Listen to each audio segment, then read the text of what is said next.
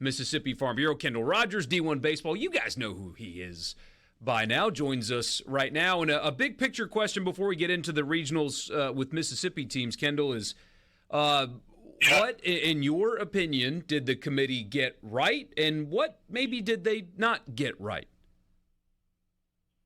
Here's the great news: is there's not really much to complain about. I feel like every single selection Monday, there's two or three things that I look at from a committee perspective. Kind of Mississippi State last year hosting, and you go, man, I don't think they got that right. I think they got this right. I think UCLA. I mean, you could argue the 3-7 against Q1, but UCLA had some other metrics that were really good. I think TCU was certainly a worthy host. As was Georgia Tech, who was the ACC regular season champ. But Georgia Tech also played the 16th strongest schedule in the ACC. So I thought they were fine on the hosts. I think the bubble in and bubble out. I would have had UConn in over, maybe Arizona State or Kentucky. But again, is Kentucky egregious? Absolutely not. It's the team that won a series at Tennessee. They swept Oklahoma at home. They're a solid club. So all in all, I give the committee like a strong A. Like I thought J.R. Teagues did a really nice job. And I'll say this for Jay too. We complain so much about, committees in the past. But, Jay went on D1 Baseball, 2 weeks ago. Let us answer any question. Hey, he said, no questions off limits. And we peppered him with questions for like an hour. He delivered on that. And on Selection Monday, I thought he delivered on that as well. Like he was transparent. And there were no decisions that I thought that you looked at and were like, man, they got screwed. Looking to Oxford, Ole Miss gets a Georgia Tech team that comes in pretty hot about not getting a host themselves. And also just a couple of really good ball clubs from lesser conferences in Western Kentucky and Murray State. When you look at this regional in Oxford, what is Ole Miss up against?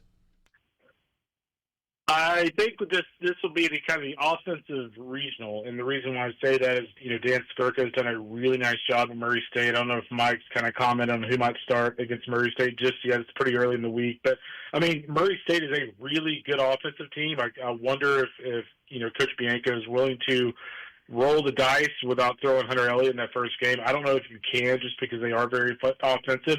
But here's the thing about this regional. We know how hot the Rebs are. But you look at the rest of this region, you've got Murray State ranked 45th in the country in offense. You've got WKU with Ryan Weideman. Circle that name. If they have a big weekend, he will be the guy, being kind of the straw that stirs your drink. He's really good. They are 14th offensively, and, of course, Georgia Tech's 13th offensively, going into this regional. So, again, I don't know if the wind will be blowing in or out, but, this has a chance to be a really, really exciting regional. Down in Hattiesburg, they've got Alabama in that regional. That was a team that's been very good this year. But the Golden Eagles, wins this year over Mississippi State and Ole Miss.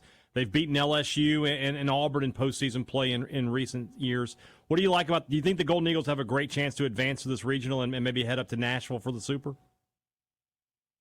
I think they have a good shot, and I think here's why. I think this is a different team. I think when you look at Southern Miss, even against Columbia, if I'm a Coach Oz, I'm kind of rolling the dice and going with a Matt Adams or somebody like that against Columbia. Columbia's good. Brett Baretti will have those guys ready. They are competitive in every regional they're in. But I do think if you're USM and you win that first game, you're able to hold Middleton. I don't care if it's Alabama or Miami. I just like their chances with JV on the mound. He's been electric this year. He's been everything we kind of thought he could be, even going back to last year. And, I like their chances when he's on the bump. So I think Southern Miss wins this regional. I would not discount Alabama. I think I would be a little surprised if Miami won it, but I would not discount Alabama. I think the big thing with the Tide is, Riley Quick. Is he consistent? He's got as big of arm as anybody in the country. But, is he consistent? Zane Adams has not been very good as of late in the rotation for the Tide. If those two guys have a big weekend, the Tide can make a run. But I do like Southern Miss down in Hattiesburg. Riley Quick does have a big arm. I remember when Mississippi State was recruiting him for football. Literally is a big arm. Yeah, he's up to 98. I think I saw him up to 98, 99 early this year in College Station. Goodness gracious. Let's go down to Tallahassee and talk about the Bulldogs. Mississippi State, 3-4 weeks ago, we didn't think Mississippi State was going to be in the postseason. They play well after the decision to move on from Lonis. And Tallahassee's a place where this team has come out of before and gone on to the College World Series. What do the Diamond Dogs have to do to advance out of Tallahassee? Yeah, I mean, first of all, I mean, from a program perspective, you know you can win there. You've done it before with Big Hit, McNamee. But I think if you look at this regional as a whole, I was actually very curious just to see Northeastern. This is a club that, is a national leader in wins with, 27 now? It might even be 28 now. But, Mike Glavin's done a really nice job of you're going to a hot box, you're going to a launching pad, and, oh, by the way, you have to go against one of the best arms in the SEC and Pete O'Connor. I have concerns for Northeastern that going against Mississippi State with those kind of arms, we know how big the arms are in the back end of the bullpen for State.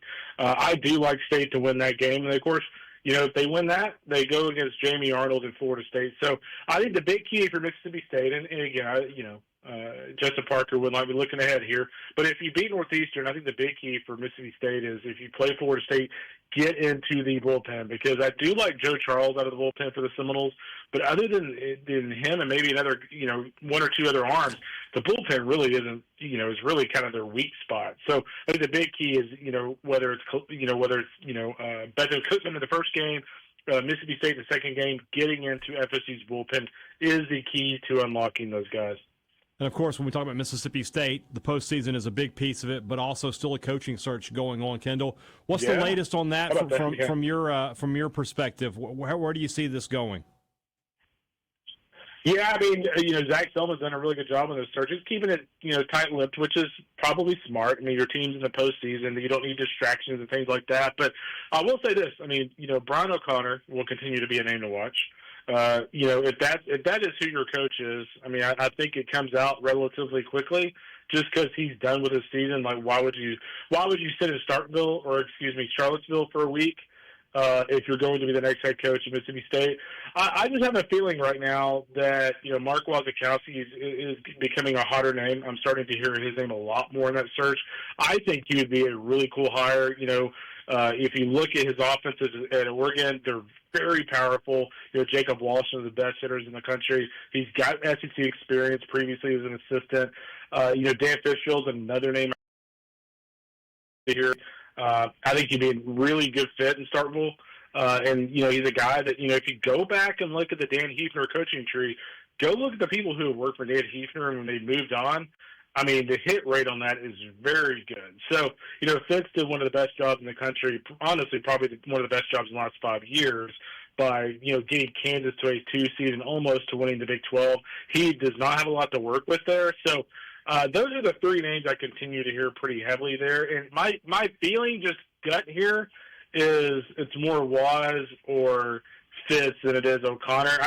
With O'Connor, I just have to see it to believe it. It's one of those things where there's no doubt he has interest in State and A&M. Zero doubt on that one from my end. But will he actually pull the trigger on one of those jobs? And to one of those two schools, find a better fit. I mean, there's a chance that, Zach Selma sits down with Dan Fitzgerald and says, this is the guy that's a better fit for the school, not Brian O'Connor, who, has gotten very comfortable at a place like Virginia in the Mid-Atlantic. You mentioned Texas A&M right there, and it hasn't been made official yet, but do you expect that job to come open in the next couple of days? I do. I think what they're going to do, and I think they learned a lesson here. Last year when Texas was able to, pluck, Jim Schlossnagle, they basically waited till the very last second to fire their coach, and then, 40 hours later they hired Jim Schlossnagle. I think Trev Alberts is going to do the exact same playbook. I think if he can snag, one of, Rob Vaughn, Brian O'Connor, and this will make people laugh. They're going to make a run at him, so I've got to mention it, is, Vitello. They're going to make another run at Vitello because they've got all the money in the world. They'll throw the kitchen sink at him. I don't expect that to happen.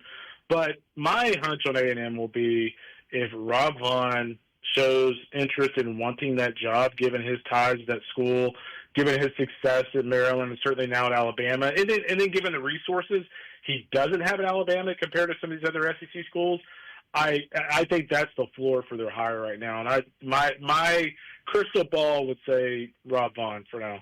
So let's connect the next dot. We've only got about 90 seconds left. But if Alabama opens up, is that Skylar Meade's job to turn down? Or is there another name to watch? Yeah, that's the first name I was going to mention. I don't know that for a fact. I mean, if you're hiring, Kendall, I'm listening. Alabama suggests that. Yeah, exactly. Like if their job opens up That is who I would take a hard look at. I just think he's one of those guys that he loves to get in there on those recruiting battles. He's very confident. He's done a really nice job at Troy. They've fallen just short the last 2 years. And so, yeah, he would be the guy for me. I know people mention Oz over and over and over, but that guy's not leaving Southern Miss. He's a staple there, and he does a phenomenal job at a place that, frankly, will always care about baseball more than Alabama. Absolutely. Kendall, we appreciate your time, man. Always good to talk to you, and I'm sure we'll do it again before the road to Omaha winds all the way down. You got it, boys. Kendall Rogers joining us on